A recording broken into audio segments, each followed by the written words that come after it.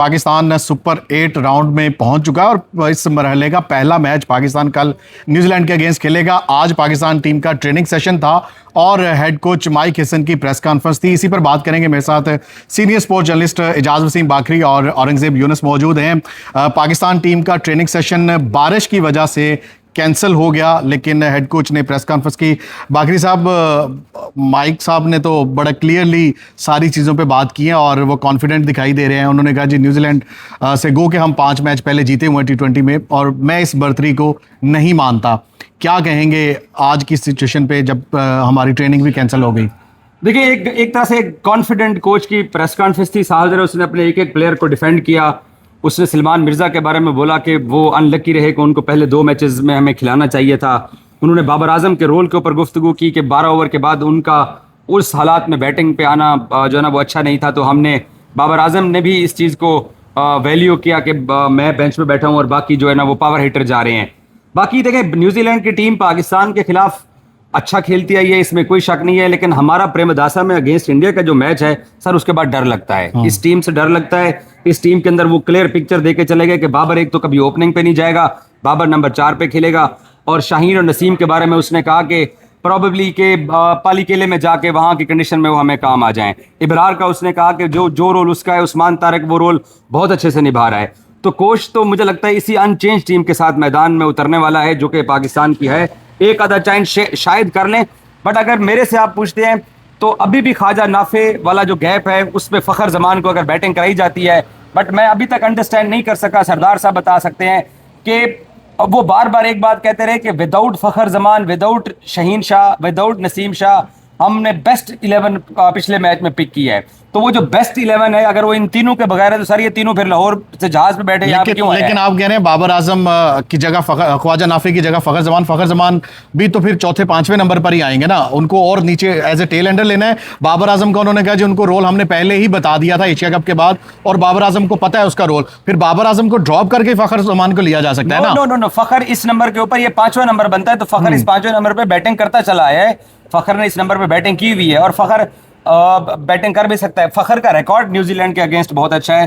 Fakhar spin को अच्छा खेलता है, बट ओवरकास्ट कंडीशन है। मुझे एक बात की अभी तक भी समझ नहीं है, ये सरदार साहब इस पे तबसरा करेंगे कि कोच इसको बेस्ट 11 कह रहा है। आपको लगता है ये बेस्ट 11 थी जो अब तक? देखिए, बेस्ट 11 कैसे कह सकते हैं आप इंडिया के खिलाफ अगर देखें तो आपके 4 बैटर थे, उनमें से ये साइम अयूब आधा बैटर आप कह सकते हैं। तो इन कंडीशन पे इस बैटिंग कॉम्बिनेशन के साथ तो आप किसी भी टीम के साथ से हार सकते हैं। आप वो ये भी सुनाते हैं कि मैं 10 में से 8 T20 जीता हूं। 10 में से 8 क्या बेहतर हो वो ये भी बता दें कि आप लाहौर में किन टीमों के अगेंस्ट जीते हैं। आप ऑस्ट्रेलिया के अगेंस्ट जीत के जो बना रहे हैं, ऑस्ट्रेलिया का जिम्बाब्वे ने यहाँ पे हरा दिया और टूर्नामेंट के पहले राउंड से बाहर हो गया। इट्स मीन कि इन कंडीशन के ऊपर ऑस्ट्रेलिया ने इतनी इफेक्टिव टीम नहीं है। और कल को मुझे साथी बता रहा था और मैं इसे एग्री करता हूं कि ऑस्ट्रेलिया कभी भी T20 के अंदर को बहुत जबरदस्त टीम नहीं रही है। वो आपकी टेस्ट टीम और ODI नंबर 1 टीम जरूर रही है, लेकिन T20 के अंदर वो कभी भी up to the mark team नहीं रही है। टॉप रैंकिंग की टीम वो नहीं रही है। तो इन कंडीशन के ऊपर आप जीत के तो आप 8 में से 10 ट्राई नेशन सीरीज आपने खेली जिसमें एक जिम्बाब्वे शामिल था, दूसरा श्रीलंका था। UAE के अंदर आपने ट्राई नेशन सीरीज खेली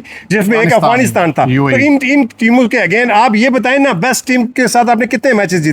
आप बेस्ट टीम आपने बेस्ट टीम थी इंडिया के खिलाफ आपने 4 मैच हारे हैं। ये एसोसिएट टीमें और पहला मैच याद होगा आपको, शायद आप भी जब याद करते होंगे तो आपके रोंगटे खड़े हो जाए कि जिस तरह की कंडीशन में हम वो मैच जीते हैं, जिस तरह की सिचुएशन में।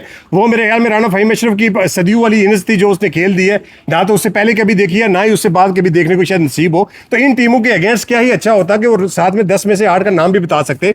तो अगर ये कहें कि हमारी बेस्ट टीम है, बेस्ट प्लेइंग 11 हमने खिलाई है, तो मेरे ख्याल में तो सफेद झूठ है, इस पे कोई बिलीव नहीं करने वाला। आपकी क्या राय? Without Fakhar, without Naseem Shah is best 11 जो हमने खिलाते हैं। नसीम शाह यहाँ पे उन्होंने क्लियर आंसर दिया है कि प्रेमदासा में स्पिनर जो है वो डोमिनेट करते हैं। नसीम शाह को कंसीडर शायद किया जा सके। जो 4 मैचेस खेले हैं वो बेस्ट टीम उतारी है इन 2 के बगैर। इन 2 के बगैर फ़खर जमान मुझे लगता है कि होना चाहिए और नसीम शाह से बेहतर बॉलिंग करवा रहा है। आखिरी मैच के अंदर जो प्लेइंग 11 है ना वो किधर बेहतर है। लेकिन आप ये कह दें कि वो 100/100 है तो फिर भी ये सही नहीं होगा, उसमें फखर जमान की जगह बनती है। लेकिन फखर जमान को रिप्लेस किया जाए बाबर के साथ, तो 2 चेंजेस किए हैं, ख्वाजा नाफे की और शाहीन शाह अफरीदी को ड्रॉप किया, ये बहुत जबरदस्त है। अगर कल विनिंग कॉम्बिनेशन को बरकरार रखते हैं तो इसमें कोई हर्ज नहीं, मेरे ख्याल में इसको बरकरार रखना चाहिए। इब्रार के बारे में भी क्वेश्चन हुआ था, क्या समझता है इब्रार? जैसे उन्होंने एक दफा नहीं 2-3 दफा कहा कि यहाँ स्पिनर्स जो हैं वो डोमिनेट करते हैं और स्पिनर्स के साथ ही जाएंगे, पेसर शायद एक ही जाए, तो आपको लगता है प्लेइंग 11 में हो सकता है इब्रार कल? सर उन्होंने इब्रार के बारे में ये कहा कि इब्रार का जो रोल है 11वें ओवर से लेकर 19वें ओवर तक वो उस्मान तारिक बहुत बेहतर तरीके से निभा रहा है। सरदार साहब का भी एक मौक़िफ़ है कि इब्रार और उस्मान सेम टीम में नहीं बनते हैं, बट मुझे ये लगता है कि वही 10 रन का लालच, 15 रन का लालच नवाज और राणा और शादाब कर देंगे, तो इसलिए रेगुलर इब्रार के ऊपर छुरी चलाई गई है। आपको याद है साबिक कप्तान इमरान खान अक्सर कहा करते थे कि जो रेल उकट्टों के ऊपर इंसार नहीं करना चाहिए, ये भाई साहब भी कहते थे कि आधा तीतर आधा बटे, नहीं होना चाहिए। उसने अब एक रेगुलर को बिठा दिया है, सिर्फ वो 3 ऑलराउंडर्स जो हैं जिनसे हमने 15-20 रन का एक लालच रखा हुआ है कि और एक और बड़ा फेमस लफ्ज था उनका फटीचर, हाँ, तो उस रेगुलर को बिठा के, रेगुलर स्पिनर को बिठा के उसको उन्होंने उस्मान तारिक की उसके सामने पिक्चर लगा दी है और अब ये कहते हैं कि जी हम बेस्ट कॉम्बिनेशन के साथ जा रहे हैं। अब आपको क्या लगता है पाकिस्तान अगर जो लास्ट मैच नमीबिया के वही प्लेइंग 11 कल मैदान में उतारता है, आपको लगता है हम न्यूजीलैंड को शिकस्त दे सकते हैं इन कंडीशन में? क्योंकि कल भी ओवरकास्ट कंडीशन ही होगी, 7:30 बजे तक तो बारिश है।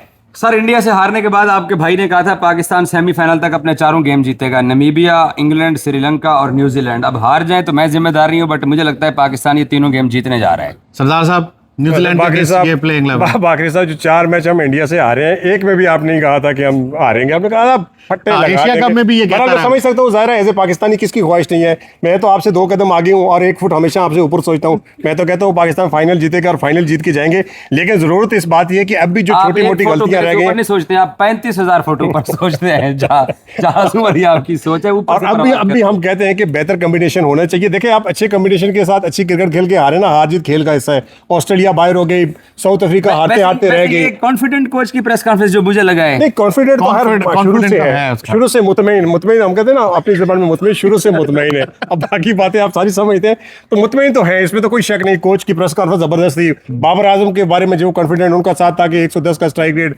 12वें ओवर के बाद उनको भेजना बेमानी है। अच्छा सवाल है जो बाबर का रोल है बाबर निभा रहा है?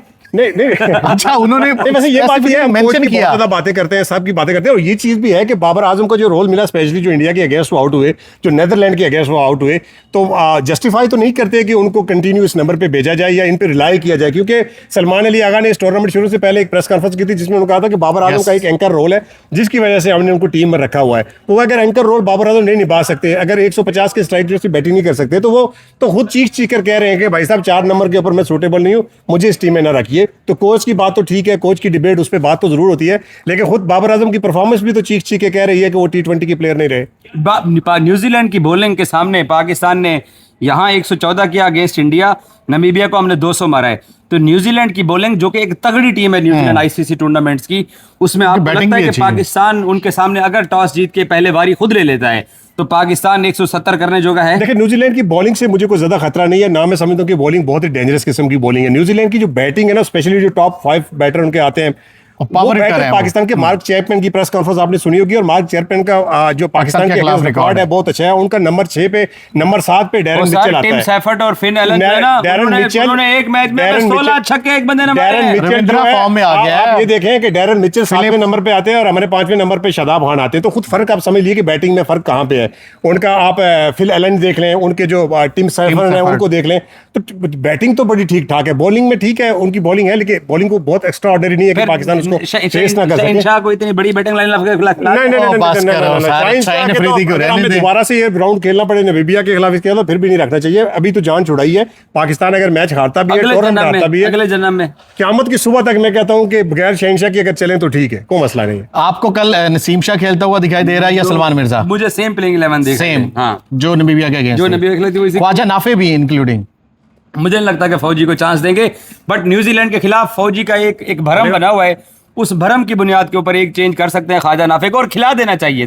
देखिए ना कदगन क्यों है, और जो कोच बार बार ये बात देखिए फखर जमान के खेलने का चांस होता ना, थोड़ी सी हिंट तो कोई दे सकते। उनके नाम पे तो कोच ने बिल्कुल भी लबकशाही करने की कोशिश नहीं की। न्यूजीलैंडर कोच है, न्यूजीलैंडर कोच है, तो उसको अपने लोगों की साइकी का पता है, इसलिए उसने न्यूजीलैंड को एक हाथ तक रखे। नहीं, मैं फखर जमान की बात कर रहा हूँ। क्यों थ्रो करता है ये बात कि मैं फखर को खिला रहा हूँ? अच्छा हाँ ये भी हो सकता है। वो हो सकता है कि फखर के लिए प्लान ना कर गए तो सारी दुनिया 2-2 साल पहले प्लान करती है कि इस बेस्ट पहले बॉलिंग अटैक के खिलाफ हमारा ये बेस्ट बैटिंग उतरेगा।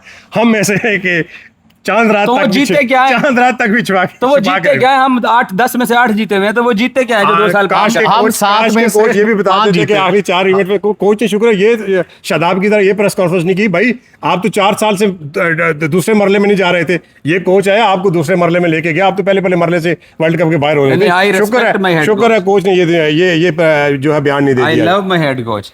चलें जी, बहुत शुक्रिया एजाज वसीम बाकरी और औरंगजेब यूनुस। पाकिस्तान कल सुपर 8 राउंड का पहला मैच खेलने जा रहा है न्यूजीलैंड के अगेंस्ट। कल बारिश का खदशा भी मौजूद है, आज भी बारिश की वजह से पाकिस्तान का प्रैक्टिस सेशन कैंसिल हुआ।